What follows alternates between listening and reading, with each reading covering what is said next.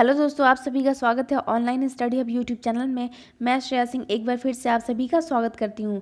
तो आज का आरआरबी एनटीपीसी का फर्स्ट फेज समाप्त हो चुका है। तो आइए हम लोग देख लेते हैं क्या क्या क्वेश्चन पूछे गए थे। तो पहला क्वेश्चन है, विश्व में शांति स्थापित करने के लिए कौन सी ऑर्गेनाइजेशन काम करती है? तो इसका आंसर क्या होगा? United Nation Organization. और इसका इस्टेब्लिशमेंट कब हुआ था? 24 अक्टूबर 1945 को इसका इस्टेब्लिशमेंट हुआ था। और इसका हेडक्वार्टर कहाँ पे है? इसका हेडक्वार्टर न्यूयॉर्क यूएस में इसका हेडक्वार्टर है। ठीक है। नेक्स्ट क्वेश्चन है, आगरा किसने स्थापित किया था? Who established Agra? तो किसने किया था? सुल्तान सिकंदर लोडी ने इसका इस्टेब्लिशमेंट किया था, 1504 में किया था। ये आप लोग ध्यान दीजिएगा। नेक्स्ट क्वेश्चन यहाँ पे कंप्यूटर से रिलेटेड है। आईपी का फुल फॉर्म पूछा गया है, तो इंटरनेट प्रोटोकॉल आईपी का फुल फॉर्म है। एचटीटीपी का पूछा जा चुका है, तो hyper text transfer protocol. FTP का भी पूछा जा चुका है, तो फाइल ट्रांसफर प्रोटोकॉल। एफटीटीपी का भी पूछा गया है, इसका भी आप लोग ध्यान दीजिएगा, परसों के शिफ्ट में ये क्वेश्चन पूछा गया था।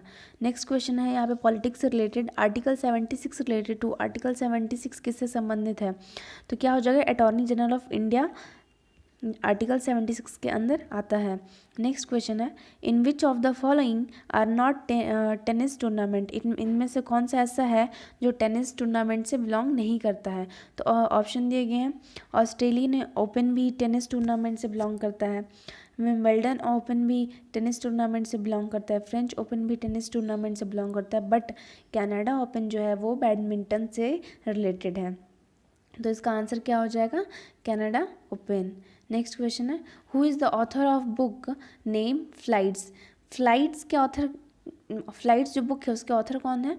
तो ओल्गा टोकारजेक इसके ऑथर है। नेक्स्ट क्वेश्चन है, हु राइट्स पंचतंत्र? पंचतंत्र किन्होंने लिखा है? तो विष्णु शर्मा ने पंचतंत्र लिखा है। नेक्स्ट क्वेश्चन है, इन अक्टूबर 2020 who is the CEO of Google? Chief executive officer कौन है गूगल के? तो सभी को पता ही है कौन थे। अक्टूबर 2020 में सुंदर पिचाई जो थे, और ये अल्फ़ाबेट के भी CEO है।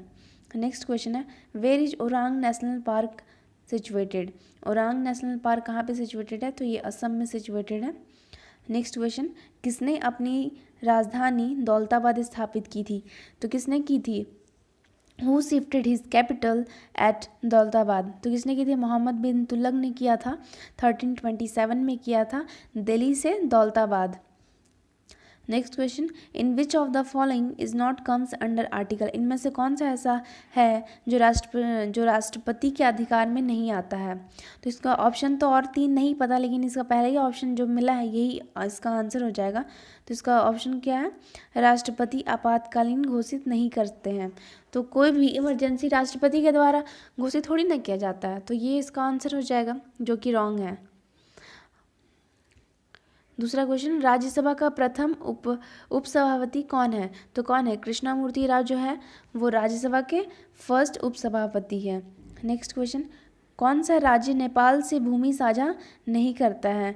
मीन्स कौन सा इंडिया का कौन सा ऐसा बॉर्डर है जो इस चारों ऑप्शन में दिया गया है जो नेपाल से बॉर्डर साझा नहीं करता है? तो इसका ऑप्शन क्या है? बिहार है, उत्तराखंड है, वेस्ट बंगाल है, झारखंड है। तो इसका आंसर क्या हो जाएगा? झारखंड हो जाएगा, क्योंकि उत्तराखंड, यूपी, बिहार, वेस्ट बंगाल और सिक्किम ये 5 स्टेट है जिससे नेपाल अपना बॉर्डर शेयर करता है।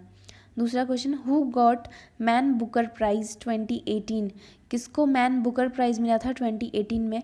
तो मिल्कमैन बुक के लिए मिला था। और किसको मिला था? अन्ना बर्न्स को मिला था।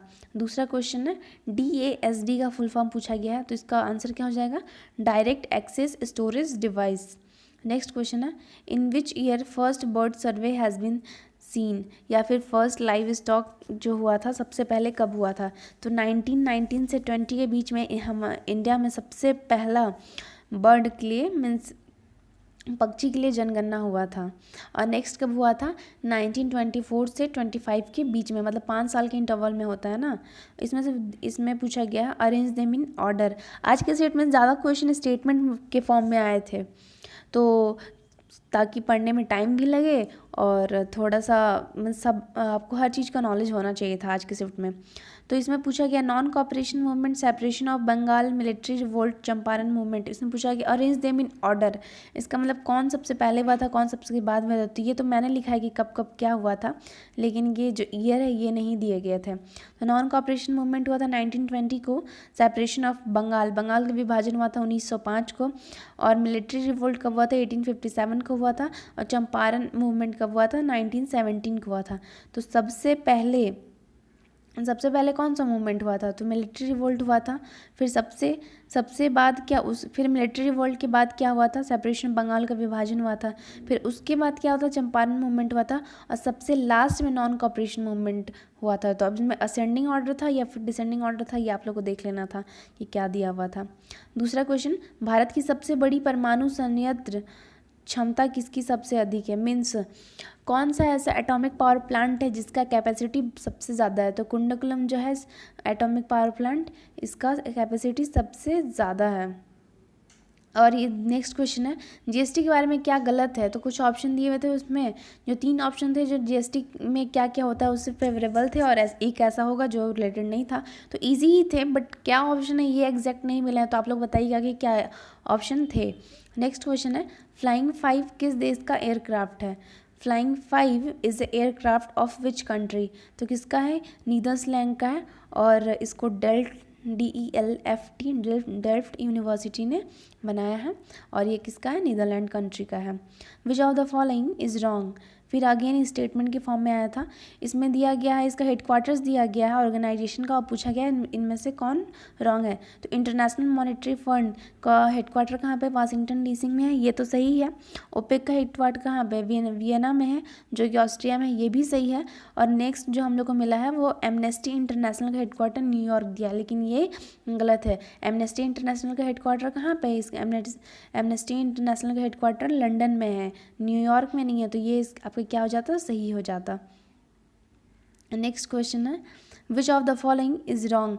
इसमें दिया हुआ है डिजीज़ दिया हुआ और वायरस का नेम दिया हुआ है, मतलब कौन सा किसके वजह से होता है। तो ट्यूबरक्लोसिस किसके वजह से होता है, बैक्टीरिया की वजह से होता है, एकदम सही बात है। मलेरिया यहाँ पे प्लाज्मोडियम या फिर प्रोटोजोआ की वजह से होता है, ये भी सही है। और 2 ऑप्शन थे, इन्फ्लुएंजा कोलेरा की वजह से नहीं होता है, मिक्सो वायरस की वजह से होता है, मिक्सो और VIRUS मिक्सो वायरस की वजह से होता है। तो ये आपका करेक्ट आंसर हो जाता। और एड्स जो है वो HIV वायरस की वजह से होता है। तो ये आपके बायोलॉजी के क्वेश्चन है, आपको सभी को जिसको पता होगा वही इसको अटेम्प्ट करके आ सकते थे, अदरवाइज अटेम्प्ट करना मुश्किल था। दूसरा क्वेश्चन, हेडक्वार्टर ऑफ नाबार्ड, ये तो पहले की स्टूडेंट में भी आ चुका है, इससे बहुत सारे क्वेश्चन आ चुके हैं। कब इस्टेब्लिश हुआ था, पर्पस क्या है, फुल फॉर्म क्या है, ये मैंने बताया भी है पहले की शिफ्ट में। तो इसका हेडक्वार्टर कहाँ पे हो जाएगा, मुंबई में, और इसका अभी तक 31 रीजनल ऑफिस है जो कि अदर अदर स्टेट में है इंडिया के। दूसरा क्वेश्चन, विश्व में शांति एवं सुरक्षा के लिए UNO की कौन संस्था है।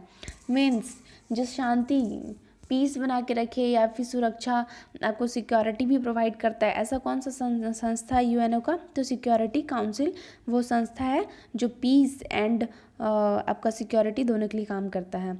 नेक्स्ट क्वेश्चन है, which part of potato can be eatable.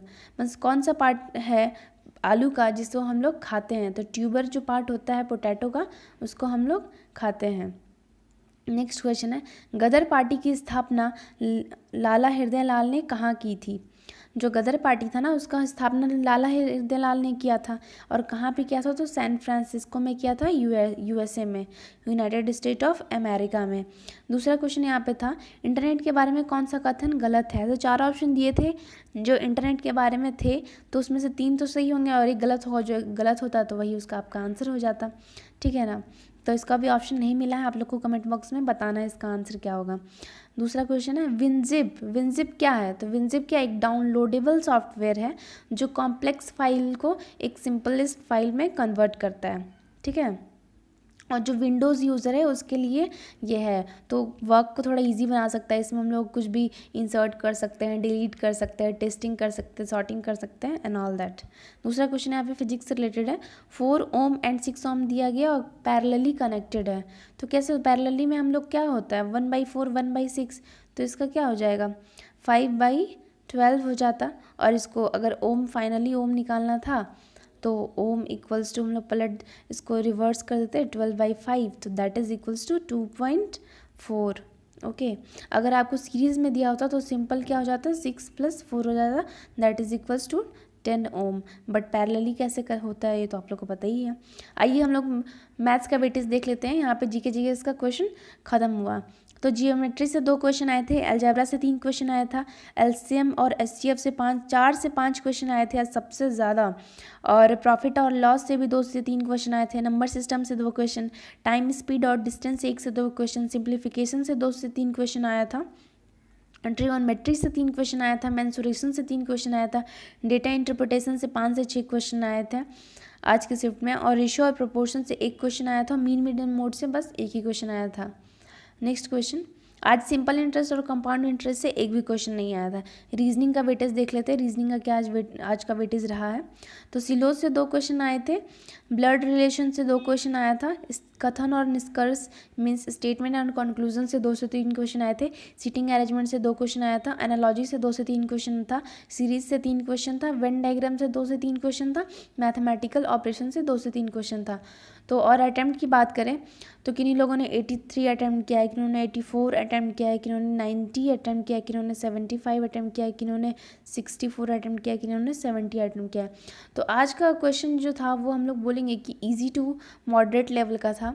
GK GS के बहुत सारे ऐसे क्वेश्चन थे जो कि स्टेटमेंट रिलेटेड थे, स्टेटमेंट बेस्ड थे, तो बट लेकिन ठीक था क्वेश्चन, उतना टफ नहीं बोलेंगे। और मैथ्स का भी क्वेश्चन ठीक था, बस वही 3 से 4 ऐसे क्वेश्चन थे जो थोड़ा लेंदी थे या फिर टाइम टेकिंग था। और रीजनिंग का क्वेश्चन भी इजी टू मॉडरेट ही था, मीन्स आज का पेपर अच्छा था। तो दोस्तों आप लोगों को हमारा वीडियो पसंद आया तो please do like, share and subscribe and keep supporting us. ठीक है, ओके एंड बाय।